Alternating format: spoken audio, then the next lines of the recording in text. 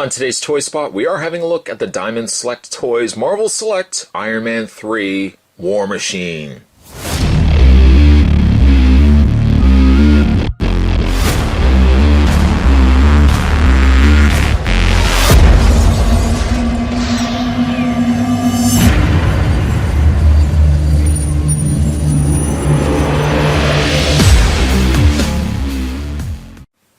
The special collector edition action figure comes with a display base, as well as an alternate head and side cannon.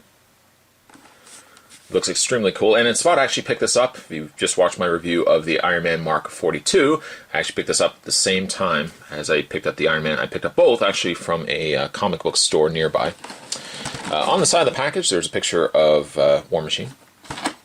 And on the back, flip around the package there.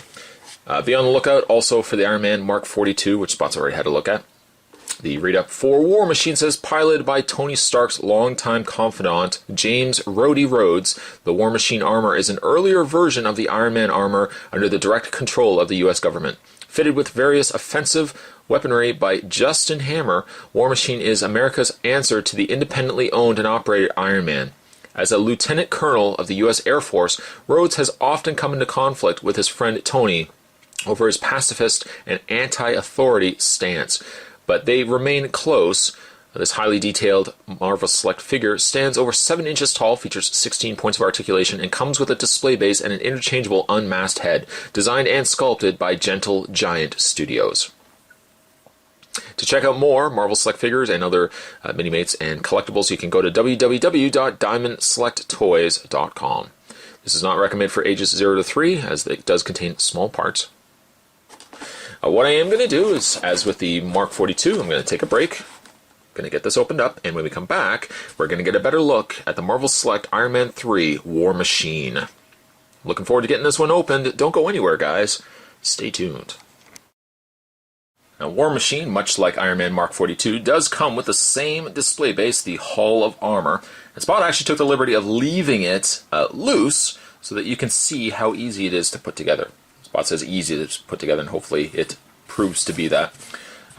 So you have your bottom base, your bottom piece, you've got your back, and you've got your sides. And the easiest way to line them up is this section right here is going to be what ultimately pegs into the bottom section here. So I'm just going to take the back section, make sure it's lined up correctly, and we're just going to snap it into place, put it like that. And you'll also see, too, when you're lining it up, you'll right away know which piece goes which way, because you'll have this angular piece right here that matches up to this angular piece right here. So snap those into place, just like so, and you can see how those two butt up against one another. From there, I just take the floor. I put the floor in right away, too, because I don't want to be having to deal with that later. Snap that into place and line it up with the peg. There's a little peg on the side here. Snap that into place. And then you're just going to do the same thing with the other flooring. Again, that hole is going to line up to the bottom peg. You see that little square peg? That goes into the square peg there. Line it up all nice and nice, like so, and just get this bottom section lined up here. Spot says easy, but there we go. Easy peasy. Lemon squeezy. Is that what they say? Lemon squeezy? I don't know. I really don't know what that means. Anyways, there we go. And you've got yourself the Hall of Armor display piece. Looks really cool. Looks almost as cool as the Mark 42, which it is the exact same piece. And I'm just going to move that to the side. I'm going to bring in the Mark 42 that Spot's already reviewed. It doesn't look like they connect in any which way, but you can still, to some extent, have them next to one another. And you have multiple armors, bada bing, bada boom, you've got yourself Hall of Armor. I'm hoping Diamond Select will continue. I never picked up some of the earlier Iron Man marks. I don't even think how many marks they probably have released with the Iron Man respected movies, but I'm hoping that maybe they do revisit some of the marks, or really if they release some of the suits from Iron Man 3 and give us one of these pieces for each time. You get yourself a really nice setup. Quite a bit, actually. Quite a really robust display, if you ask me. Moving that out of the way, I'm just going to put the Mark 42. Just going to move that out of the way there. And let's have a look at War Machine. Let's move that back here. Put him into place. There we go. He does come with an alternate head, and he does come with the side cannon, both of which we'll look at in a second.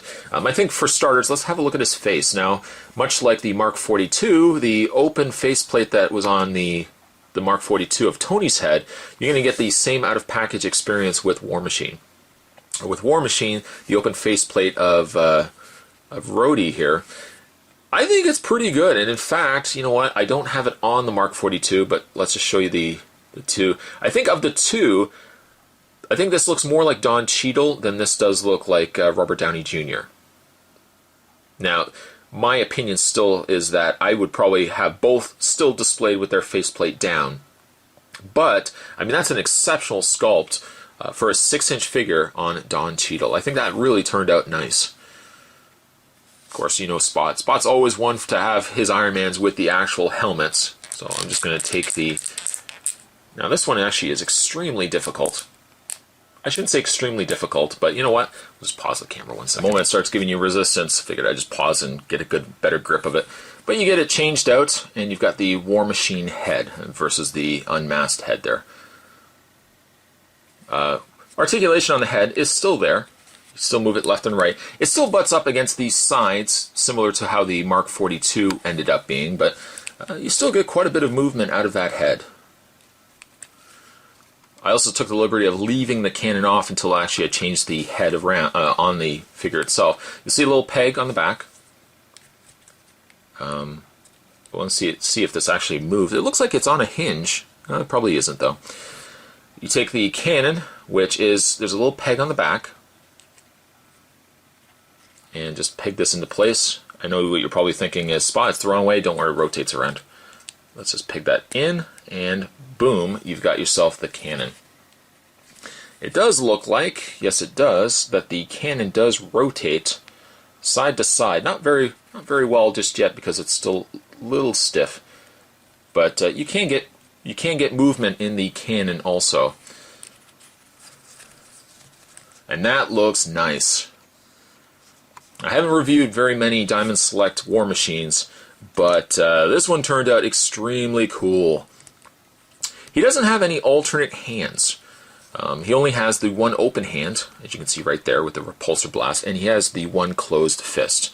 Suits me just fine because I don't necessarily need them both open hands. I liked the Iron Man Mark 42 with both open hands, but this one I'm perfectly content having a closed fist on this War Machine. They're not the exact same armor, though by initially you probably would look at it and say, it's probably just a repaint of the initial Mark 42. They did take some elements to the armors. It does look, maybe even, you know what, I would say, no, there's enough differences between them that it does look like they're brand new armors, head to toe. Even like the shoulder pads are different pieces from one another. I think, if anything, no, even the hands are different also. So it looks like War Machine is his own tooling. He doesn't fall under the same Ultra Magnus syndrome where he's just a repaint of Iron Man here. It's a nice contrast between the two. You can see how the 42 armor is a little sleeker, it's a little more slender, but then when you get to War Machine here, he's beefy, he's bulky, he's massive. And I like this contrast between the two. It works exceptionally well. I also like the difference in paint as well. You know, you have War Machine. He's more of a militaristic vehicle, a militaristic suit, so he's very bare bones, very singular in coloring. He doesn't have anything, well, obviously until he became Iron Patriot, but the initial armor was very bare bones in coloring. More just versions of silver, a dark gray, whereas Iron Man's a little more glitz and glamour. He's got the gold, he's got the red. But I just really think that War Machine turned out nice. By the way, there's a close-up of his face. Spot hasn't done a lot of close-ups in this video, I apologize. You can see that there's a little red in the eyes. They've kept the inside of the eyes white, just to kind of convey the idea that these are glowing eyes. Same idea with the reactor. It's kind of got red on the outside and then it's got white in the inside there. But paint's clean. though again it's just more grays and silvers on the War Machine here. But everything seems really, really clean. There's even some individual markings. But was it FFC 445 and 002 on the side there as well. Even some decals, not so much decals, but some printing on the arms and also on the lower torso section there. I'm very impressed with how this turned out. In the way of his articulation, now it would be the same as Iron Man's, though, you know, just slightly different because you're now dealing with bulkier parts. His head does still rotate left and right, up and down, though, again, the hindrance on the sides, spots already indicated. His arms do go out, and his shoulder pads, similar to the Mark 42, still allow flexibility where you can move the arms out. You're not going to start butting into shoulder pads and start worrying that you're not going to be able to move arms. The arms move easily back and forth. He has a rotation in the bicep. He has a bend at the elbow. He has a rotation in the hand. Rotation actually in the forearm as well. He has the upper torso ball joint, so lots of movement there. And really, by Spot's already going to start playing around with this figure. Just unpeg the cannon here. Easily pegs back into place. I was going to say, like, you could easily get some really dynamic poses out of War Machine here, where he's just, you know, psyched to start offloading on whoever's going to stand in War Machine's way, and I would hope that would be nobody. He doesn't have any swivel in the waist. Same idea with the Mark 42. His legs do go forward, they do go out, and they do go back. He has rotation in the thigh, although it's really stiff on this figure. He does have a double bend at the knee, which, there we go, the double bend at the knee. And he has a hinge and rotation in the foot. Quite a bit of movement actually in the feet. So again, you can really get some neat poses out of him. The only thing really missing, I like the Hall of Armor, but something I also mentioned with Mark 42, if there had been a way that there had been a peg hole or something on the back where you can have the Mark 42 and the War Machine be able to levitate, you could add some extra dynamic to the way that those figures are being posed. But still, I'm loving the way that War Machine turned out.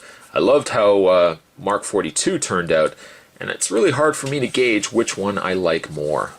They both bring really good aspects to one another, and then of course when you're wanting to display them, I don't know how I would display them.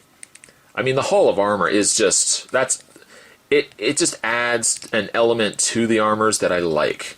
However, I do also like having them dynamically posed.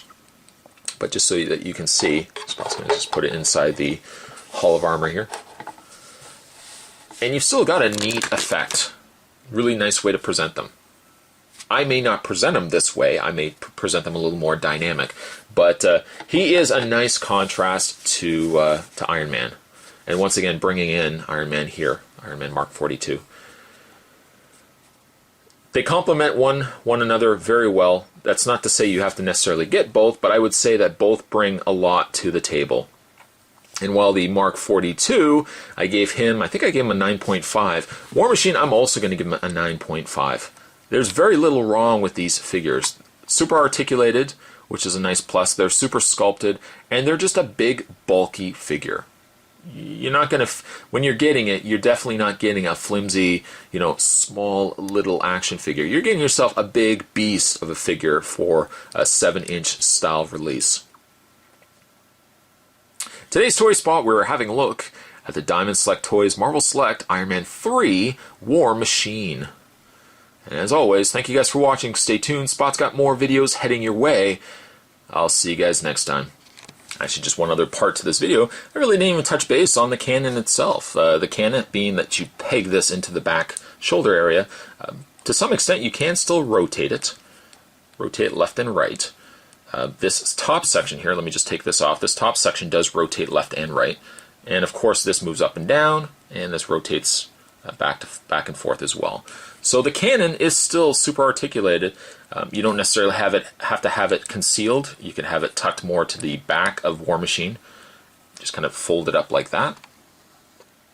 You can also rotate that cannon up too if you kind of want to have it look as if he's just retracted it. So I mean, there's lots of variety to what you can do with this with the side cannon. Just want to tack this side video or this little added part of the video on so that you guys can see how cool even the Canon is. And certainly stay tuned, guys. I'll see you guys next time.